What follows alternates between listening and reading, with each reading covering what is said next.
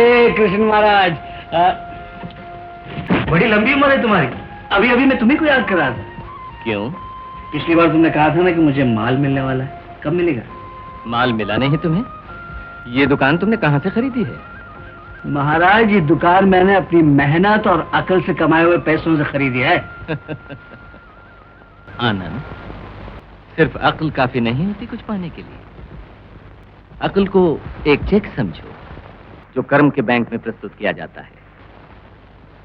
पुण्य के खाते में कुछ बचाना हो तो अक्ल का चेक फेल हो जाता है। अच्छा अच्छा अच्छा, तो तुम्हारा कहना है ये जो कुछ मुझे मिला है कर्म के बैंक से मिला है?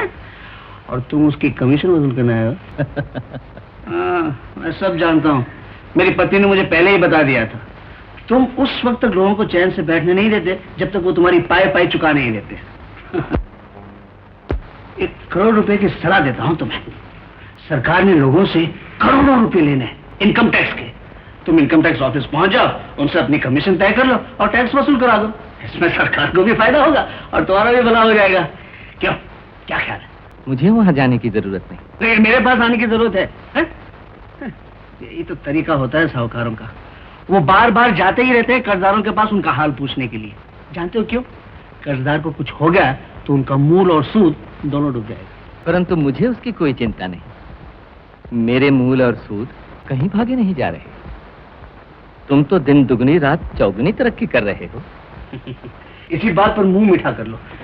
मेरी दुकान में लड्डू ऐसा बनता है मोतीचूर का, तुमने जिंदगी में नहीं खाया होगा। नहीं, रहने दो आनंद, तकलीफ ना करो। क्यों? शक्कर की तकलीफ है क्या? डायबिटीज? बीमारी कोई नहीं, परंतु मुझे ये सुदामा के सत्तू बहुत अच्छे लगते हैं। ये सुदामा के सत्तू हजारों साल से चले ही आ रहे हैं, अभी तक खत्म नहीं हुए। और सब कुछ खत्म हो जाता है आनंद, प्यार कभी खत्म नहीं होता।